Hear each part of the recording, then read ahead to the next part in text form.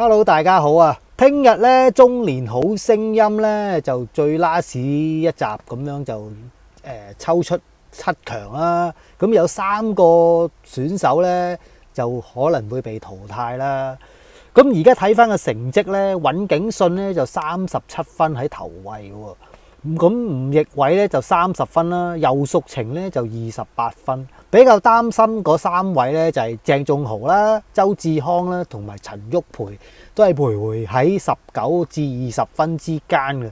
尾4咧就蔡密哲啦，咁啊21分，咁都好緊湊啊！睇下到時嗰個比賽嗰個結果又係點啦。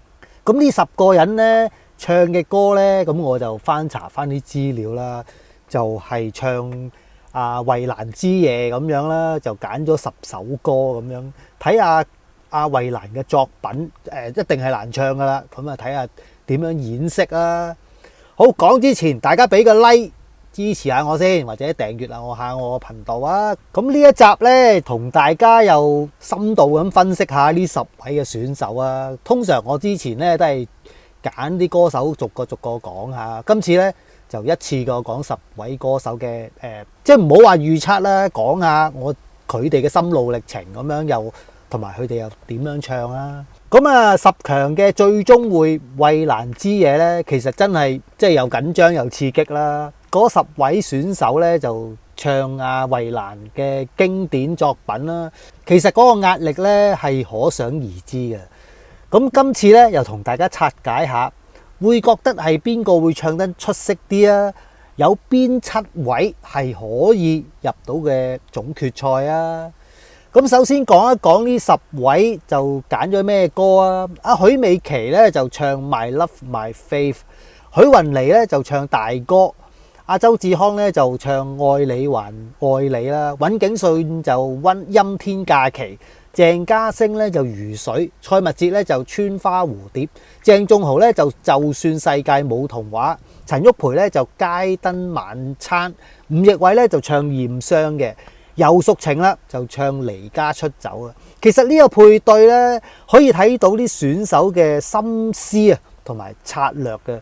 如果即係揀啱歌啊，隨時係可以突破自己嘅。如果揀錯咧，即係俾人致命一擊咯，即係要淘汰啦嚇。咁首先又分析下許美琪啊，佢唱 My Love My Faith 咧。咁首先講下喊包琪，即係啲人咁講啊，咁我都咁講啊。佢揀 My Love My Faith 咧，其實係一首充滿宿命感嘅情歌嚟嘅喎。呢一位選手咧，之前咧即係成日都係用啲感性嘅演繹見稱啊。但係佢自己就講咧話，喂，我好似冇試過一腳踏兩船嗰個滋味嘅喎，未必會唱到呢一種感覺嘅喎。呢一句話咧其實好關鍵啊，因為佢要用佢自己嘅想像力啦嚟投入呢首歌嘅情緒入邊喎。對一個坦場用情感投射嘅選手嚟講咧，呢個咧係挑戰啦。佢能夠咧跨越呢個心理障礙咧，用技巧又睇下搭唔搭夠啦。應該係嗰晚應該都有啲睇頭嘅。咁許雲妮啦，又講下，咁佢係唱大歌啦。呢一首咧係衛蘭作品中咧係要有力量嘅一首嚟嘅喎。其實許雲妮本身咧個聲底都夠厚啊，都 OK 嘅，應該都駕馭到嘅。但係問題係佢演繹咧會唔會話太過硬橋硬馬咧？因為有時有啲評審咧都會話佢好似硬淨硬朗咗少少啊。因為呢一首歌咧有一種話要唱出嗰種守護嘅感覺啊。咁到時又睇下佢個情感嘅層次又點樣壓唔壓得住呢首歌啦。如果你話靠聲線嚟壓場咧，亦都可能會令到呢首歌嘅歌曲嘅失去咗嗰個細膩感啊。咁到時又睇下點啊。不過咧，據報道講咧，許雲妮係呢一集係有機會係攞咗個 MVP 喎。可能係咪個演繹係超乎水準呢？咁我都中意許雲妮呢位選手啊，希望佢都用佢最大嘅能量攞翻個 MVP 啊！呢個之前有啲評審都話，爭咗佢一個 MVP 啊！如果呢一集攞咗，咁啊都係一個圓滿啦，係咪？阿周志康咧就唱愛你還愛你。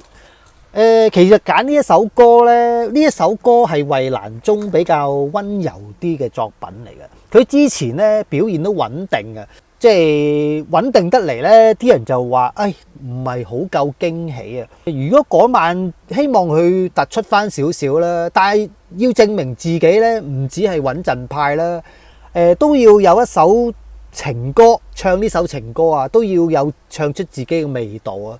呢個選擇對佢嚟講咧係安全牌咯。但係你話會唔會突圍而出呢？可能喺啲細節度都要下翻啲功夫啊！因為好多時有啲評審咧都會話佢太過平啊，冇嗰啲抽擊咧，即係拉抽嗰啲感覺咧，即係要有時唱，好似上一次唱菲菲，佢係到位嘅，但係未夠全面咯，所以就成日有啲評審咧就黏住佢話，你唔得，你唔掂咯。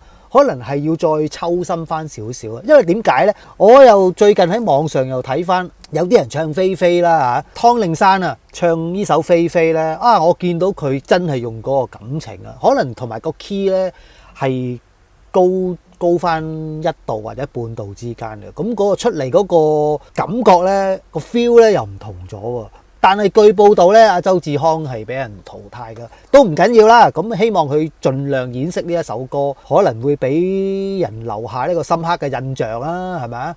咁又講阿尹景信啦，咁佢唱咧就《陰天假期》啊。呢一首歌咧係有一種淡淡嘅哀愁喎，佢嘅聲線咧係偏向溫潤啲啦，應該係啱唱嘅。不過咧就要留意下呢一首歌咧，可能個情緒起伏咧，可能又唔係好大啊！有啲人話可能會唱得悶啊，即係有啲悶嘅感覺啊。但係咧，尹景信咧要喺平淡之中咧做出嗰種層次咧，同埋睇下會唔會做一個好搶眼嗰個感覺啦。如果唔係咧，可能好俾其他選手咧，因為有其他選手比較搶眼啲咧，佢就會比下去啦。不過都唔緊要啦，睇翻啲成績咧，因為阿尹景信都第一位咁樣。如果佢今次就算排第尾佢都係出線嘅，所以都冇乜問題嘅。最緊要出線啊嘛。咁又講阿鄭嘉星佢唱嗰首歌咧係《如水》啊。咁直頭係中四舞王鄭嘉星啦。佢揀咗呢首失戀嘅療愈歌啦，《如水》啦。據睇翻啲廣告啦，我都係咁樣望嘅嚇。佢就收起咗平時嘅武功喎。上一次我都話㗎啦，有啲人話佢唱得又話硬橋硬馬嗰啲跳唱唔係好啱呢一首歌啊。臨到結尾嘅時候，我都叫佢用翻一個真正嘅 power 嚟唱一首感情嘅演繹翻。咁今次我唔知道佢係咪聽到啦嚇，我諗未必嘅，即係咁啱啫嚇。咁今次咧就純粹用聲線嚟演繹喎。據報道咧。不過都唔係據報道㗎啦，佢本身咧都係一個充滿感情柔情似水嘅聲線嚟嘅。今次唱出個純粹啦、內斂嘅意境啦，呢一個對嚟講咧係一個突破啊！最緊要突破，咁啲評審咧就會覺得，唱呢啲歌之中都有一個爆發力、唔同嘅感覺啊嘛！而家啲評審有時要好難捉摸啊！你要即係到時嗰一刻啊，不過最具應該佢都入到7強㗎嚇。但係如果平時啲觀眾睇佢跳舞多咧，今次靠把聲打動人咧，冇咗舞蹈嘅輔助咧，佢嘅唱功能唔能夠撐起個表演咧？呢個亦都係一個考驗。不過我對佢唱呢啲咁嘅溫柔嘅聲線咧，我唔擔心咯，佢都係入到7強啊！輪到講蔡密哲啦，佢就揀咗首《穿花蝴蝶》啦。佢好多人都話佢小野貓蔡密哲咁樣啦。今次咧直頭係盡地一煲噶咯。有啲報道咧就話佢以層遞式嘅爆發獻唱喎。我喺嗰啲廣告之中咧，望到佢唱到喊晒，即係我都唔係好清楚，即係 TVB 入邊嗰啲人啦，我永遠都唔知啊，我都係用自己個思維講翻佢啲感覺啊。有啲人話佢越唱越高音啊，個 ad lib 咧就激昂澎湃啊！唱完之後咧，仲要激動爆喊喎。呢隻蝴蝶咧，好想得到大家嘅認同喎。有啲評審咧，阿衛蘭咧，即係話佢哇，唱歌嘅能量咧好高，好出色啊，同埋 ad-lib 都好出色。有啲評審就即係我都係據報道咁樣睇翻咋，話佢哇揮灑自如嘅形容喎。咁話佢係成功創造咗有別於衛蘭嘅版本喎，真正蔡密哲嘅實力終於翻嚟啊！因為係啊，有幾集咧覺得佢好似跌咗啲鑊咁樣啊，唔夠爆發啊！即係因為佢之前咧唱嗰幾首歌啊，上海灘啊，阿葉麗儀主唱噶嘛。見到阿蔡密哲好似有啲跌鑊咁嘅，尤其是頭嗰句咧，浪奔浪流根本唔係咁爆發到嗰首歌嘅。但係今次咧睇到啲人講佢嗰個評價咧就好高啊！我諗佢今次咧就即係豁咗出去啦，因為喂最後一擊噶咯，希望佢咧都係用最強嘅自己嚟搏最後一席位啦。咁啊又講阿鄭仲豪啦，就算世界冇童話。咁佢就揀咗呢首歌啊！咁其實呢首歌咧係充滿希望同溫暖喎。佢之前咧表現都算係平穩嘅，但係始終都好似缺乏咗一個俾人記住嗰個亮點啊！但係呢首歌咧係相對正面嘅，如果佢能夠唱得出感染力咧，可能佢咧都會喺呢個比賽入邊咧都會令人留下深刻嘅印象啊！所以而家就係好多時咧。就係一係蔡密哲入，一係咧就鄭仲豪入。因為佢哋喺66、77、77、88之間啊，咁啊到時又睇下點樣啦嚇。咁跟住又講阿陳旭培咧，佢係揀咗街燈晚餐啦。呢一首歌咧係有一種寂寞嘅感覺嘅喎，佢嘅聲線咧係適合啲略帶滄桑嘅作品啊。係關鍵咧，佢能唔能夠將嗰種一個人食飯嗰種孤獨感啊，唱唔唱到出嚟啊？點樣做到啊？會唔會有畫面啊？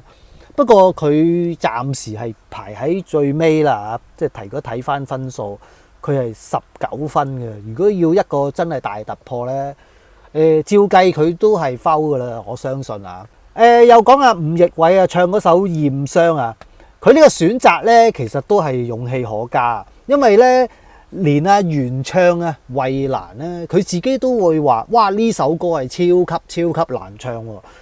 因為咧，第一咧，佢係要女歌男唱啦，個 key 啊同埋情感啊嘅轉換咧要重新適應啊。第二咧，佢嘅廣東話本身都唔係咁流利啊。佢揀呢首歌嗰個密集嘅程度嘅歌詞咧，即係唔知駕唔駕馭到啊？會唔會又好似唱到泰文咁啊？呢個組合咧，可能係地獄級嘅難度啊！不過有啲評審講咧，會唔會通常都係㗎啦？話勇於挑戰啊，同埋佢嗰個 vocal 會唔會話唱得準唔準啦嚇？但係衛蘭咧，其實講咧就係話聽到嘅風格啊，非常之中意，好喜歡咁樣啦。如果真係克服到呢幾個難關啦，即係嗰個密集嘅程度啊，廣東話又 OK 啊，咁佢呢個演出咧，亦都係佢嘅代表作啊。不過睇翻嗰個位置咧，咁佢都30分啊。就算佢話唱得唔好啊，排第即係唔係個名次唔係咁高啊，佢都入噶啦。咁啊，又講下游淑晴啊，咁最後呢個直頭係中四炸彈游淑晴啦。其實佢每一次咧都係歇斯底里啊，用最罕有嘅柔情去演出啲歌曲㗎喎。據報道咧就係話佢着咗件低胸貼身嘅衫啦，我未睇啊，即係據報道睇翻話車婉婉話哇你着成咁樣咧，喂即係好多人會發現你㗎喎，即係搞笑啊！肥媽咧就話未聽過佢咁少女嘅聲音喎，咦又值得期待啊！唱到一個靚妹咁樣攞住個皮篋出走嘅感覺啦。阿衛蘭咧就話哇好中意呢個聲線啊，力度同高音咧就恰到好處啊！呢個咧係一個好大嘅突破啦，由一個炸彈變成少女咁樣佢係有一個可塑性啊。不過尤其是我自己覺得啦嚇，佢有時嗰啲面部表情咧，要嗰啲叫咩啊？控制表情啊，即係唔可以有時去唱啲哀愁歌啊，哇嗰個比較誇張咗少少，可以收斂翻，即係嗰個面部管理上咧要管理下咯。就算你唱好慘情嘅歌，你都唔可以話哇個面扭曲晒啊！呢一個係覺得可以有啲調整咁樣咯。咁啊好啦，睇完呢10位嘅分析咁樣啦。咁啊，又睇咗有幾個亮點嘅，阿蔡密哲嘅爆發啦，有啲好多人都話佢好評啊，平穩啊，揮灑自如啊，因為佢而家係一個淘汰嘅關鍵咧，照計真係唔知啊，一係蔡密哲，一係啊鄭仲豪是第一個入嘅啫，咁啊有機會。淘汰邊緣或者係晉級邊緣啦嚇，到時星期日就知啦。咁第二咧，阿吳奕偉咧，佢唱咗呢一首咁難唱嘅歌咧，克服咗即係仲要克服嗰個語言嘅障礙啦。呢個勇氣同執行力咧，我唔知評分啊，即係嗰啲評審會唔會加分啊？因為好奇怪噶嘛，有時就係話，你唱得唔好啊，又話你勤力咁又加分，即係。有時都唔係好明白嗰啲評審嘅分數啊，不過我哋都係照節目咁樣聽下，咁嚟講下嗰個感覺啦。游淑晴就應該入到嘅，因為佢都幾係高分嘅。游淑晴喺第3位啊，係28分，應該今次都係，就算你唱得唔好啊，都係入到㗎。但係可以證明到佢係用一種其中一種嘅演繹方式咯。呢個可塑性咧。係喺比賽後期咧係非常之有利嘅，因為有啲評審咧見到你有唔同嘅嘢，就會有即係覺得有加分嗰個感覺嘅。另外有啲選手咧，阿鄭嘉星今次冇咗舞蹈嘅輔助啦。如果係純係用唱功，會唔會撐得住咧？不過我就喺 TVB 嗰度咧聽到啲片頭片尾咧，第一下咁我聽到都有個深度喺度啊！即係嗰個感情拿捏得 OK 啊！咁啊，許美琪咁啊唱呢個 My Love My Fate 嘅情感啦。因為佢啲分數咧都係比較高啲啊，27分都喺第4位。就算唱得唔係咁好咧，都入㗎啦。周志康就穩穩陣陣嘅作風啦，就係喺呢個關鍵咧。可能未係咁突破咧，佢係即係照據報道咧，佢就俾人摟咗出去咁樣，但係都唔緊要啦。無線都簽咗佢咁樣，希望佢繼續加油努力啦。佢唱歌唔差嘅，加多啲感情落去咧，可能會有一番作為啦。咁睇翻啦，7強之中咧，咁啊一定係尹景順啦、吳奕偉啦、游淑晴啊、許美琪、許雲妮、鄭嘉星。咁或者係蔡密哲入嘅喎，淘汰咧就可能係鄭仲豪、周志康、陳旭培啦。即係而家睇純分數同埋嗰個之後唱個感覺咧，因為有啲我又睇下啲報道咁樣講啦。咁可能就會又睇下佢哋臨場發揮係點啦。雖然有時淘汰都唔緊要嘅，留翻自己一個美好嘅回憶，又或者唱翻好自己首歌。咁啊，俾人留下深刻嘅印象。咁第日可能有機會無線會揾翻你翻嚟做一個類似表演嘉賓都唔差，係咪啊？好似之前阿林鄭俊仁咁啊，雖然係俾人淘汰咗，而無線都有揾佢做啲節目咁樣，都有啲 show 咁樣，即係有得表演下咁都係好啊，係嘛？好啦，咁啊又講下總結啦。衛蘭之夜咁10位選手咧，其實各有各嘅策略啦。有人選擇自己突破啦，好似蔡密哲啊、游淑晴、鄭嘉星啊，亦有啲人咧就選擇挑戰難度啦，好似吳奕偉啊。有人話選擇穩中求勝啊。面對原唱衛蘭親身嘅點評咧，呢個壓力咧其實本身就已經係一個考驗啊，因為阿衛蘭唱歌係好有自己嘅個性啊，好難有人會駕馭到佢嘅。邊個會駕馭到咧？就係嚴明熙啦，同佢可以即係求來求往咁樣啊！即係我都好中意呢兩位歌手，大家唱歌嘅時候啊。其實將歌曲咧演繹得最好咧，邊個可以又繼續咁樣行落去咧？其實記住啊，呢個唔係話終點咯。呢個先係另一個起點啊！但係無論結果如何咧，每一個選手啊喺台上邊咧，其實都係要贏咗自己先咯。好啦，今日就分析咗呢10位選手啦，咁啊係我自己嘅感受啦。咁到時又睇下星期日嗰個戰況又點啊？咁啊到時又結果之後，我又出片同大家又講下我嘅感受啦。歡迎大家俾個 like 啦。今日就講到呢度啦，下一次又同大家分析下其他嘢啦。好，係咁先，拜拜。